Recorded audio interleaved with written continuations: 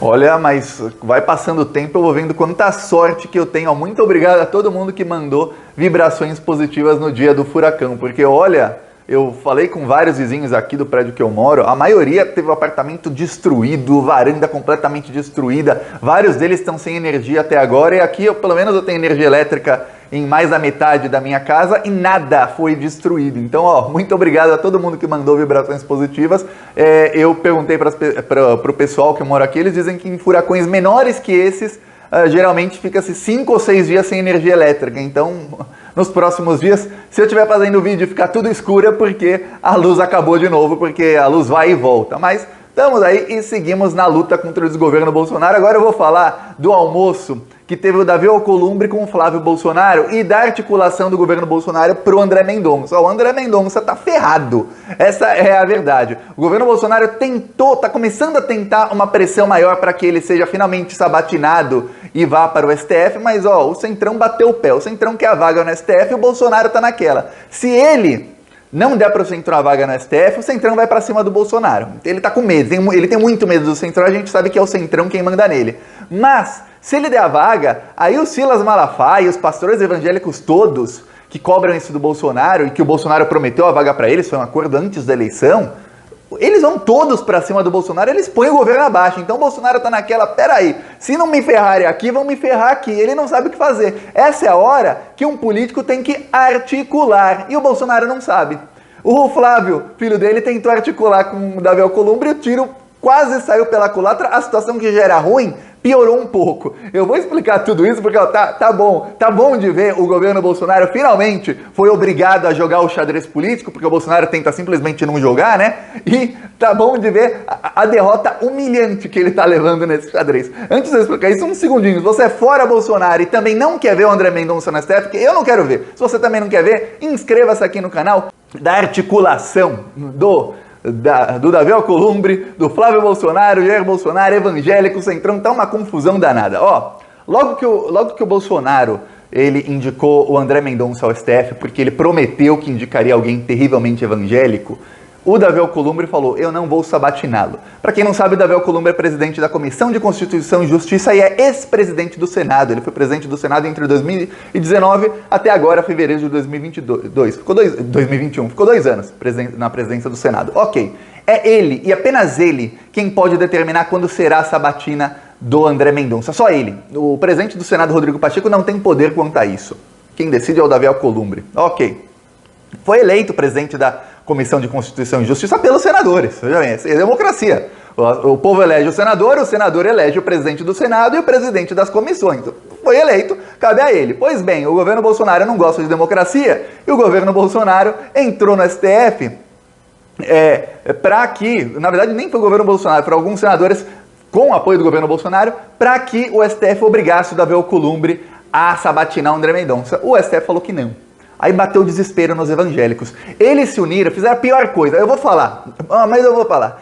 Em estratégia política, hoje em 2021, a pior coisa que você pode fazer, assim, se você quiser ter derrota, una-se aos lavajatistas. Se você se unir a todos os lavajatistas, você será derrotado e não tenha dúvidas. Pois bem, o que fizeram os líderes evangélicos? Se uniram aos lavajatistas, se uniram a todos aqueles senadores que veem o Sérgio Moro como um ídolo. Aí eu vou te falar uma coisa.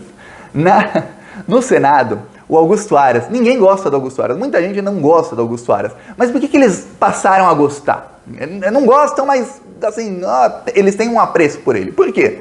Porque o Augusto Aras, ele fez uma coisa que ninguém antes dele fez, ele conseguiu enforcar a Lava Jato e acabar com a Lava Jato. E quando eu falo Lava Jato, eu não estou querendo falar Operação Lava Jato, que estava investigando corruptos, blá blá blá, não. Eu estou falando o modus operandi da Lava Jato, de procuradores que faziam investigações, muitas vezes essas investigações eram feitas ilegalmente, isso foi comprovado várias vezes, usavam de vazamentos seletivos, geralmente em período eleitoral, contra os contra os alvos dessas operações, os alvos eram escolhidos a dedo, ou seja, alguém que era um aliado que eles não queriam melindrar, esse não ia para a operação. Mas alguém que eles não gostavam, que estava contra aquele na eleição, aí sim vamos fazer a operação contra ele. A gente viu aqui, nós sabemos mais do que fizeram contra o PT, contra o Lula, contra a Dilma, enfim, porque era o principal alvo deles. Mas eles tinham vários alvos regionais, vários deputados e senadores que eram perseguidos. E veja bem, muitos eram inocentes.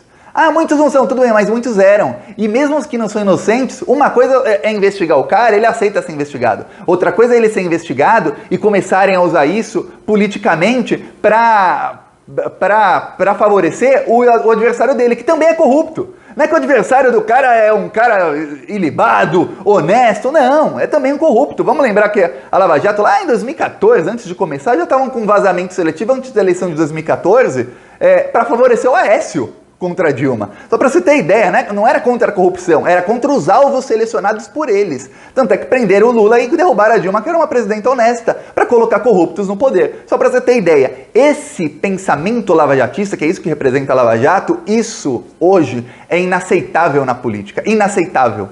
E aí o que acontece? O André Mendonça começou a se aliar com os lavajatistas, aí ferrou. Aí até aqueles que tinham estavam pensando, pô, eu vou votar sim nele. Não vou votar mais. Fala, não, o cara tá com os lavajatistas, ele vai lá pra voltar essa mentalidade, mais um, com essa desgraça de mentalidade no STF, nananina não. Aí o Davi Alcolumbre bateu o pé e falou, eu só vou sabatinar o André Mendonça em 2023. Por que em 2023? Porque o presidente não é mais o Bolsonaro, o presidente pode retirar a indicação dele e colocar qualquer outro. Ó, eu aplaudo, parabéns, Davi Alcolumbre. Imagina, o Lula indica mais um, o Lula já assume a presidência e indica alguém para STF. Ó, que presentão, ótimo, eu espero que aconteça isso mesmo.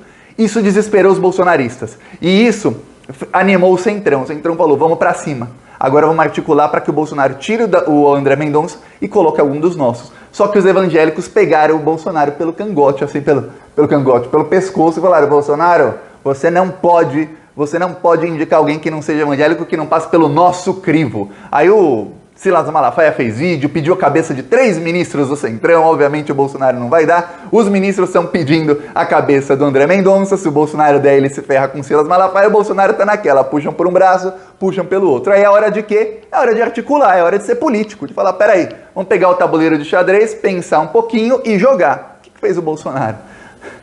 O Bolsonaro piorou as coisas, ele foi na Jovem Pan, canal que nem deveria mais existir, emissora de rádio que em qualquer país sério já estariam todos presos, enfim, ele foi lá e ele xingou o Davi Alcolumbre, falou um monte do Davi Alcolumbre. É o único cara que ele depende, a pessoa que ele tinha que agradar, tinha que falar, ô Davi, vem cá, vamos conversar. Pô, qual o problema, Davi? Ô, meu Deus do céu, vamos conversar aqui.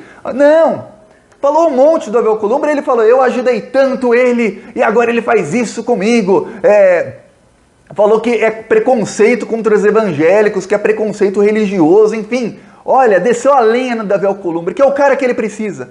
Eu vou falar política. Política é o seguinte, o Davi Alcolumbre tem um problema com o Bolsonaro. Qual é o problema dele com o Bolsonaro? O irmão dele ia ganhar a eleição para prefeito do Amapá, estava em primeiro em todas as pesquisas. Faltou energia, de Macapá, faltou energia no Amapá. O governo Bolsonaro não fez nada, não fez absolutamente nada para que a energia voltasse. Imagina, eu tô aqui alguns dias sem energia elétrica, eu vejo vários vizinhos, a gente tá um ajudando o outro, porque tá todo mundo com um problemão, e o meu apartamento é o melhor de todos aqui no prédio. Olha, uma baita de uma sorte, é o único que não quebrou nada, é o único que funciona quase tudo no apartamento, tem ar-condicionado funcionando, por exemplo, cai a energia, assim, cada uma hora cai umas 2, 3 vezes, mas mesmo caindo energia, dá para usar.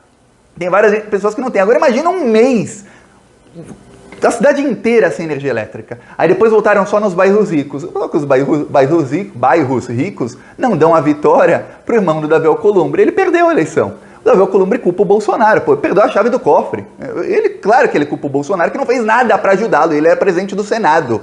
Imagina os habitantes da cidade sabendo que o irmão do candidato a prefeito é presidente do Senado e você fica um mês sem eletricidade. Pô, é inaceitável, obviamente inaceitável. Pois bem, o Bolsonaro não fez nada, ele culpa o Bolsonaro. Aí o Bolsonaro falou, eu ajudei o Davi Alcolumbre a se eleger presidente do Senado. Aí ele ficou bravo.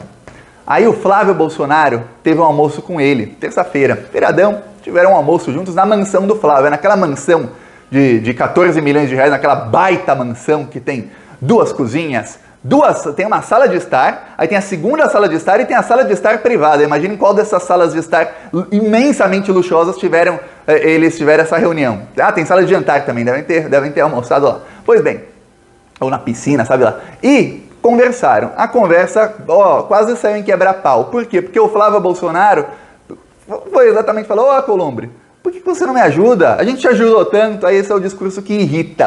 Ele perdeu a paciência. O Davi Alcolumbre falou, olha, eu é que ajudei você. No caso das rachadinhas, entraram com representação no Conselho de Ética, Flávio, e fui eu que barrei, senão você tinha sido caçado. Se eu quisesse, você teria sido caçado. E aí, ele começou a falar um monte. Logo depois do almoço, começaram a discutir, brigar, e o Flávio queria que o Davi Alcolumbre tivesse um encontro com o Jair Bolsonaro. O Davi Alcolumbre falou, não, eu não quero me encontrar com ele. O cara me xinga publicamente, agora vai querer me encontrar? Nananina, não. Agora eu vou mostrar o carro de som lá em Guaratuba, no Paraná. Para poder comprar vacina superfaturada, atrasou a compra das que estavam aprovadas. Quase 2 bilhões para comprar da Covaxin. E o povo é quem paga isso, tem que ter um fim. Essa conta só aumenta e já pagamos muito caro. Tanto despreparo, o Brasil já não aguenta. Então vamos deixar claro, com um grito na garganta, é fora Bolsonaro! Fora Bolsonaro, meu país vai crescer. Fora Bolsonaro, acabou pra você. Fora Bolsonaro, meu país vai crescer. Fora Bolsonaro, acabou pra você. Assista os vídeos do canal Plantão Brasil no YouTube. Fora Bolsonaro, meu país vai crescer. Tá aqui um trecho lá em Guaratuba, no Paraná, cidade bem bonita, rodou lá toda a cidade.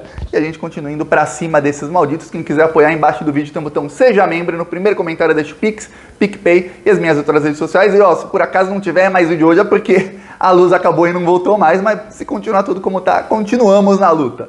Falou!